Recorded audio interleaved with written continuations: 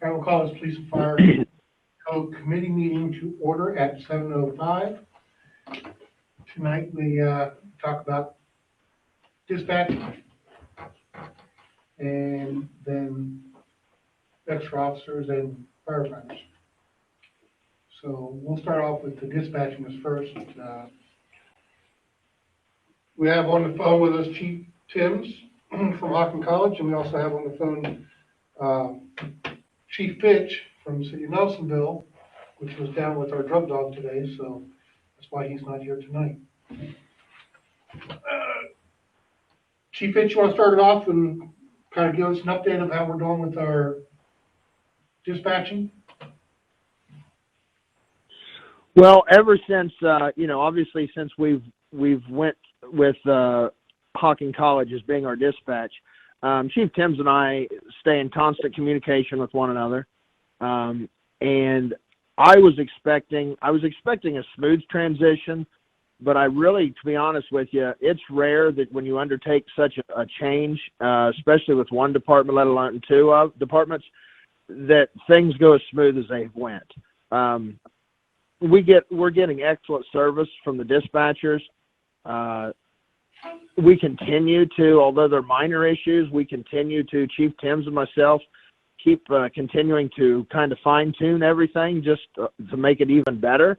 But the service we're getting, they're answering all of our phones immediately. They're dispatching us immediately. The officers from Nelsonville has learned to work with their dispatchers really well, and I think vice versa. We've learned what they expect out of us and how we can better accommodate them by giving them certain bits of information, and they have learned from our guys on what we need and have done just above and beyond anything that I ever expected. I knew that this was a necessity for us to be able to move to the next level of law enforcement, and it's been everything that I had hoped it was. I honestly couldn't be happier, and I've been so impressed with Chief Timms and the extra mile that she's went to make this a success. Good, thank you. Chief Timms, you got anything you want to add to that? On our end? Thank you, Chief Fitch, and thank you for allowing me to speak and be here on the call. I concur exactly what Chief Fitch said. We have had an excellent transition moving from Athens to our dispatch. It was a smooth transition. We had a little hiccups at times, but it's been we've been able to tweak it. The officers and the dispatchers have worked together to build a relationship to understand each other, and most of all, this is benefiting the community, allowing the community to be able to hear somebody's voice on the other end and giving my dispatchers experience. So it's all go for me. I've been really excited about it, and I look forward to working with Nelsonville further. Yeah, that's incredible, and we really appreciate it. I mean, so that's something we've been looking for a long time. It solves a lot of our issues with contacting our officers. So, and we really appreciate that. With that being said, for you the person we need to talk to about future contracts or pricing? Can you repeat that question again? I'm sorry, I couldn't hear you.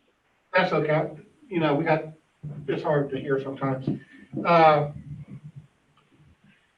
Are you the person we need to talk to about future contracts and or pricing for the years coming forward? That is something that you would talk with the Dr. Young about. Okay. But I can intercede with that, and I know that is something that we have talked about, and that's splitting the dispatch cost. Right. Okay. So we'll reach out to Dr. Young then for pricing and future contracts. But yeah, I do know that our community is very happy with the ability to actually call somebody and get an officer dispatched to their location. Yeah, it's a whole new theory. We really do appreciate everything that you've done. And it's like we went from 1970 to the 2020s all of a sudden in like 2 days. So We really appreciate it. People in our community appreciate it. And it's like a whole new world all of a sudden. So thank you, Chief Timms and Chief Fitch, for doing what you're doing. You're welcome, and thank You're you. welcome. Yeah, I just wanted to add too that, there's always been this, theory that Hawking College and City of Nelsonville could not, work together and collaborate on, anything really, but, and I think that this proves and shows that, that we actually can, do that. And it seems to be working out. So I think that the collaboration there between the two entities is a great thing for the community. I just look forward to more of that hopefully in the future. So. Absolutely. Agreed. Is there anything else you have for dispatching? I don't think so. No. Chief Timms, you're more than welcome to continue to listen in or comment on anything you want to stay on. Okay. But that is pretty much all we got for dispatching. We appreciate you taking your time to Okay. call in. But like I said, Chief Fitch, you have to stay. Yes, I'm staying. You all have a good evening. Thank you. Chief Thank you, Timms. Chief. All right, let's move on. Chief Tim. Has left the conference. She's got an English accent. It's just the system. They don't like you either, Dan. Probably not. So let's just get, so the fourth firefighter. So actually sat down with Scott and we crunched some numbers and we were able to find a way to do the fourth firefighter, but we could not find the money for the benefits. So unless they can come up with some type of miracle for benefits, then we just don't have the money to do that. Sorry, Chief Barber.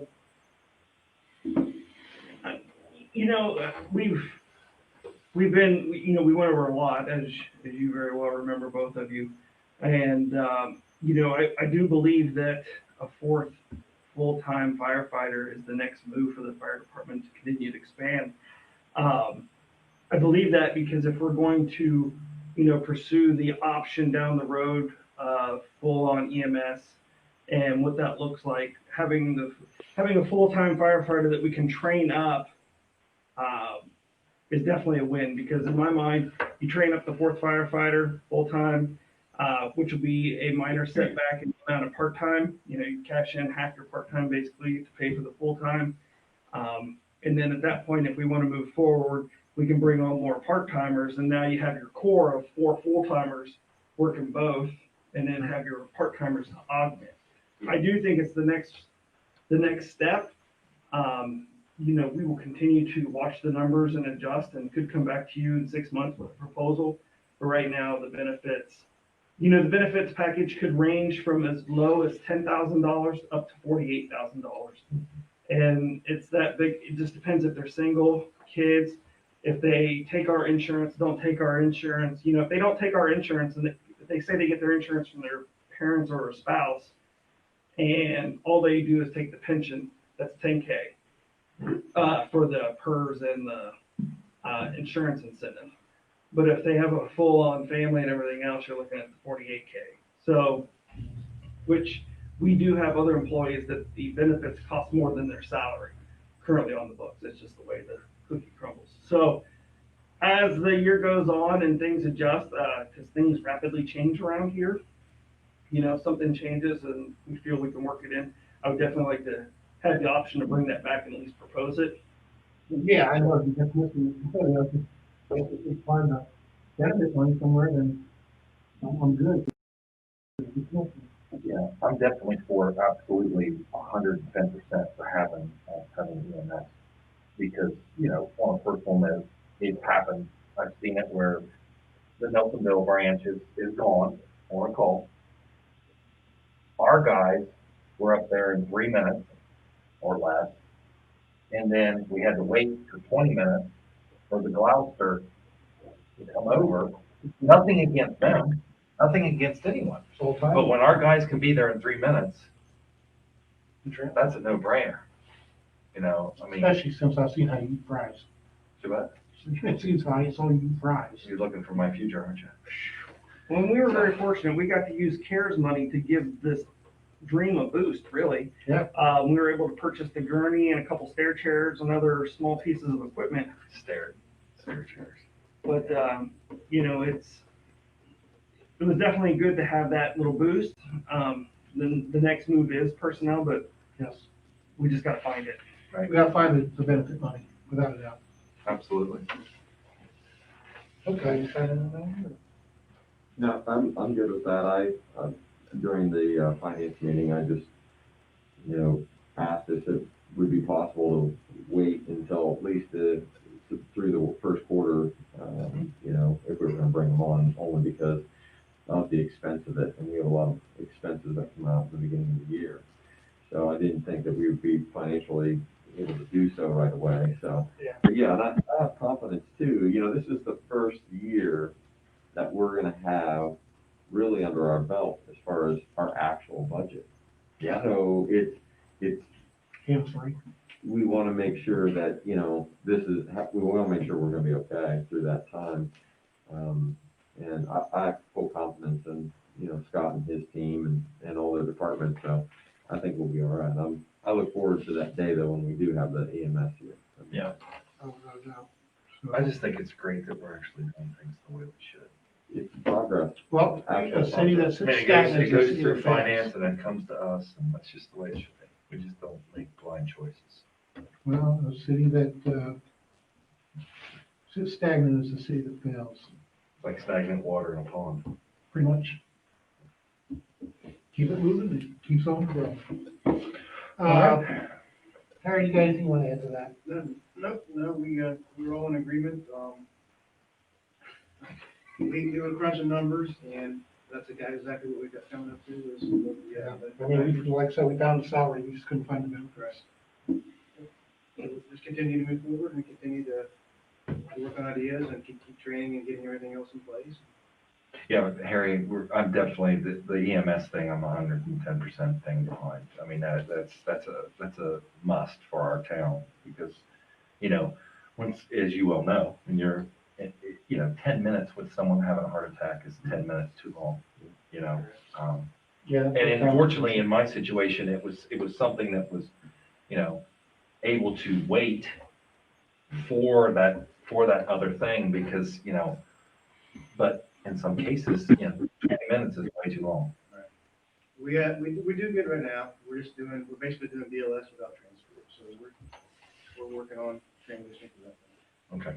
Yep, transport would be great though. We'll be able to build new services in and help sustain itself. Yep. All right, let's move on to police. If there's no other questions for fire. Oh, Very good.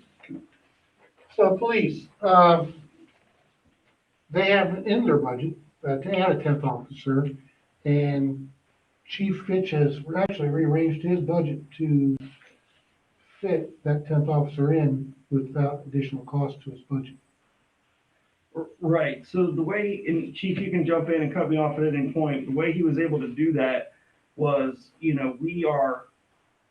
way the budget was paid last year and it started out this year was a full-time and a part-time salary line item, as well as overtime, full-time and part-time. By putting that all together and making it one big pot, he's able to, so let me back up a little bit. So with the part-time piece, we had 3 positions on the books.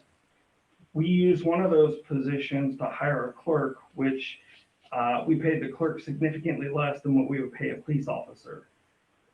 So for the same. Also, the other 2 positions, there was enough money there, essentially to support 3 police officers.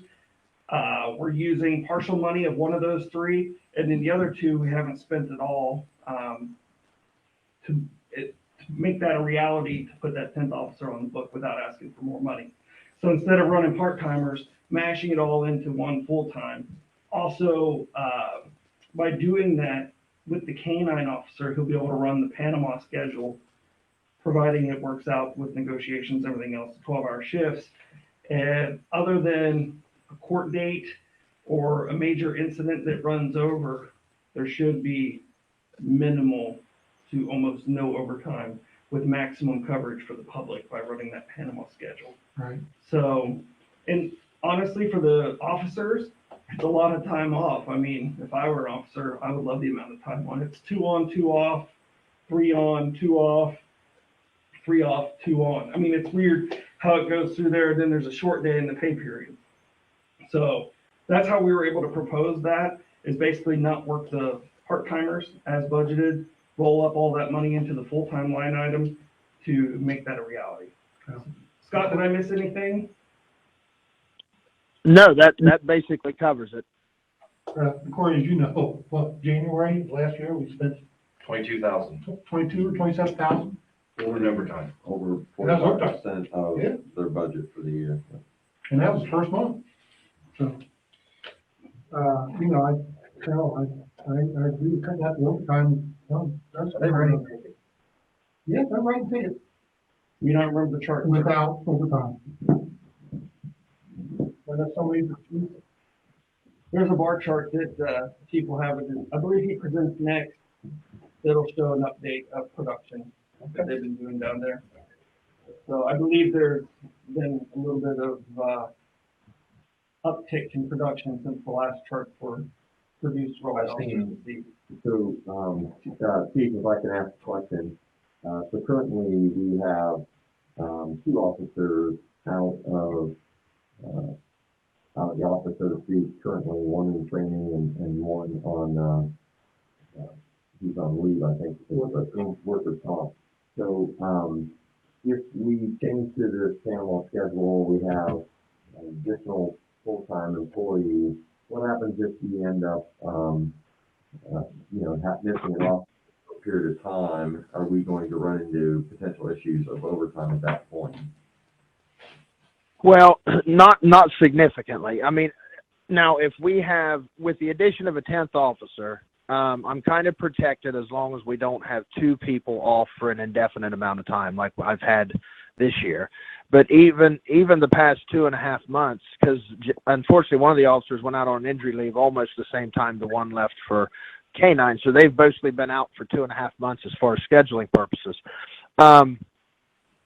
And I've still been able to drastically reduce the overtime, even with them off, running on basically about 2/3 of the manpower that what we would have at that point. Yes, to answer your question is yes. And if it doesn't work out that way for any extended period of time, like we could cover with the guy goes for a week vacation, a couple weeks vacation, a week for training. None of that's going to impact us at all. However, if in fact it does get to the point to where, unfortunately, some unforeseen circumstances where 2 or more officers are out at once, we can go back to 8-hour days and reduce that overtime still probably with it by 2/3 compared to what we went through this year. So, I mean, I've tried to think of every contingent that's possible going to this, and there's a lot of assurances to where it is going to save us a lot of money in the long run, and the benefit of a 10th officer is going to be less burnout on the officers because you're dividing that by 1 more 10th. The guys, they're willing to step up and work the overtime, but a lot of the guys, they don't want to have to be forced to work it. And I've talked with Scott and Taylor, and we've worked on this budget a bunch. The unforeseen overtime with law enforcement is the same nationwide. When you get court or training or that call at the end of your shift, a half hour before the end of your shift that runs over an hour here or there, those are things that really you can't control. But having said that and factoring that in relatively generously, the 10th officer will be affordable with ease without any unforeseen catastrophe to where we've got, 3 guys or more down for an extended period of time. Perfect. Thanks, Chief. Does that answer your question, Corey? It does. If I could just expand on that for everybody at home as well. I think the two main differences from what we've seen in the past is number one, schedule management, and number two, assumed risk. You know, Scott has gone to great length to see when our call volume is at its highest, and he's adjusted manning around that. So when our lowest call volume is, you know, in the middle of the night from midnight to 6 a.m., we've assumed the risk of going down to one officer. Now, understand that's not ideal, nor is that a desired end state. However, for a short amount of time, that is a procedure he's put in place to reduce that versus just having two people sitting around all night long on overtime time. And I would agree with you on the time management standpoint of the scheduling. I think that has shown it to be a big change in the overall budget. I think, you know, for me, looking at overtime, if we're paying overtime for training or for court, you know, the cost of doing business because our guys, if they're going to court, that means they've been doing, you know, work and it requires them to show up and attend court. So those, you know, we're getting some offset from that, from fees and et cetera, from whatever citations are writing, and then training. I'm all for that anyway, because that just, I think, enables us to put a better officer on the ground for our community, and I think that's fine. That's not a problem to me. I don't foresee that being a problem, so I'm definitely okay with that. Yeah. Anything else? I'm good. So we do have, in the crowd, we have a question that Scott and I have had lots of conversations. So Scott, I don't think you can see the question at home, but it's the topic of the stray dogs running around town. Looking out, the person's going. Oh yeah, sure, great. Asked the question about the incidents involving dogs running loose. Are there any steps being taken to address this issue, and if so, what? So Chief and I have talked. We keep running into barriers. So I guess I'll just walk the dog with what we have looked at, pun intended. We've looked at transporting the dog. Well, by transporting the dogs ourselves, we run a risk of what's the training for the officer? Do we have the equipment? And so on. So that's one piece of that issue, putting them in the car. And then when you get down there, the gate used to be unlocked and now it's not unlocked.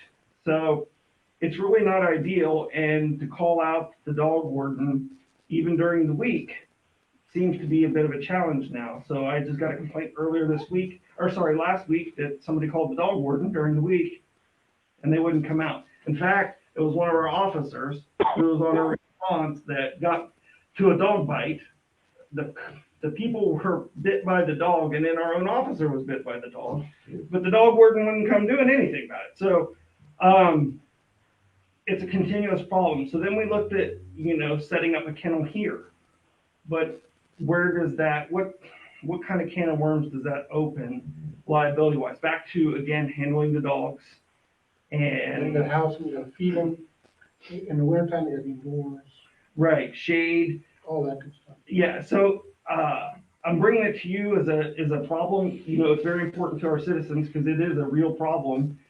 We've had great conversations about it, and frankly, we just don't have a solution. And Let's get on the phone tomorrow.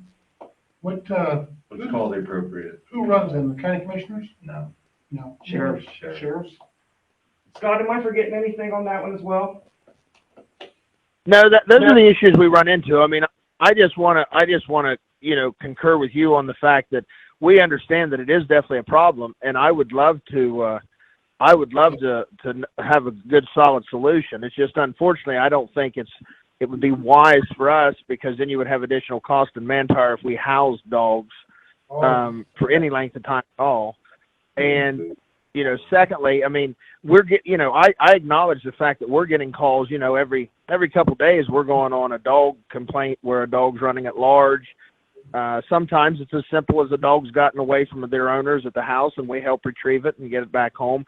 Other times, you know, there's a little more severe where you've got an aggressive dog that's, you know, running through the neighborhood, you know, snipping at people or put other animals or things like that. So nobody's saying there's not a problem. I agree, and I'd love to have a solution. I mean, I don't want to have to take an officer, 20 minutes to drive and secure it in Athens and takes them away from the city.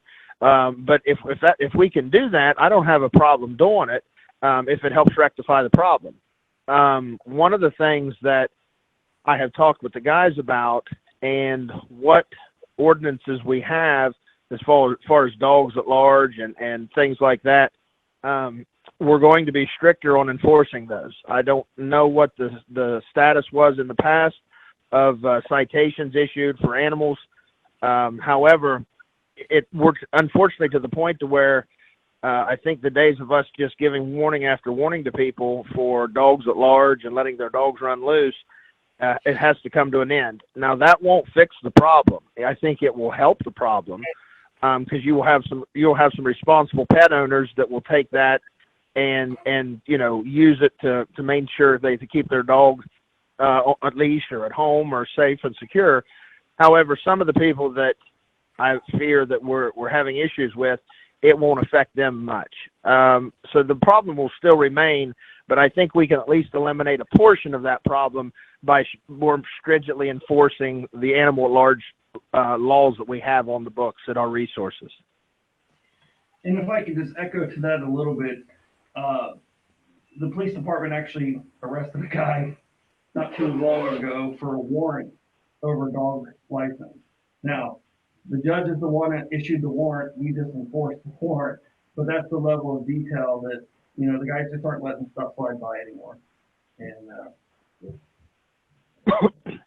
They don't make the cat owners do nothing. Oh my God. Thank you, Chief. Okay. Appreciate it. All right, moving on. You're welcome. so you said we're just we'll partner up tomorrow. Yeah, absolutely. I'll be in town. Thanks for your question, Greg. I really hope we come to a solution. I just haven't found it yet. Absolutely. We'll be working on that, trying to find a solution. All right. Nobody else has anything else. Just want to remind, December 2nd, 6 p.m., we'll have a neighborhood watch meeting. We're going to try and create a few block captains. It'll be closed to the public. It'll be live streamed, so you can watch it on the city website. We are going to have some selective block captains join us and so they can organize their area and hand out literature. Kids will be here and reach out to Johnny Mack, aka Johnny Bartlett, if you want to be a block captain. Yeah. All right. Other than that, I'm good. What So- about, anything code related? Yeah, so code enforcement will be here as well for that meeting, because I feel that if we're going to do a neighborhood watch, they can also keep our eye out for code stuff as well. And Becky's got a date, for cleanup that she needs some help with 23rd and 24th. Next week? Yep. next week. Yeah. 23rd, 24th. Perfect. And it's 770 Poplar, correct? Yes, 770 Poplar.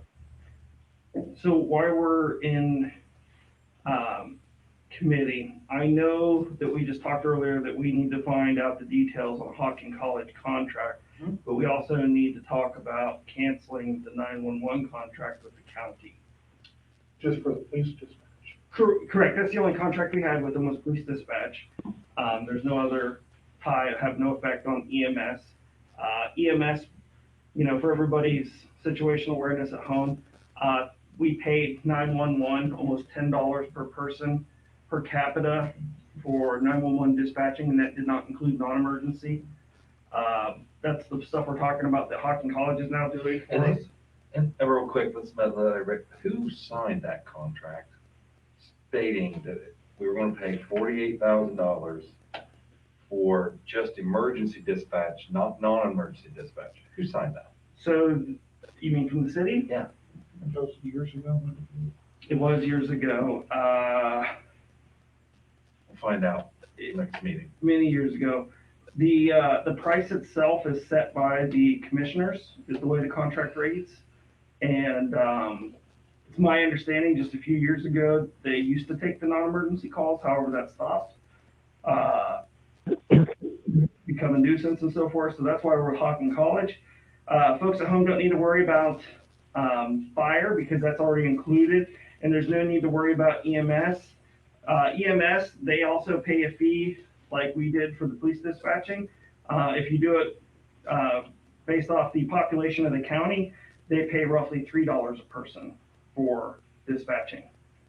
So just wanted to make sure everybody at home knew the facts and know that we're not canceling anything that, or we're not going to lose anything that we haven't already supplemented with a better service. And also, please, feel free to dial 911. Don't hesitate to dial 911, even if it's a police emergency. All they do is transfer the dispatching to Hawken College instantaneously, and you will be dispatched an officer. So, and fire as always, you always dial 911. Okay. So is it safe to say we want to move forward with exiting the contract Yes. with the county? I would say so, yes. Okay. Scott, yes? No, that just says, Tony, that's from Susan. Stop and sign the ordinance on the desk before you go home. Got it. The boss has spoken. I seen it. I was monitoring. Nothing else from the crowd. I have nothing else for you folks. Thank you. Carla, anything? She's back there in the dark. And you said Chief Fitch is up at the next council meeting for his report? If I recall correctly, no,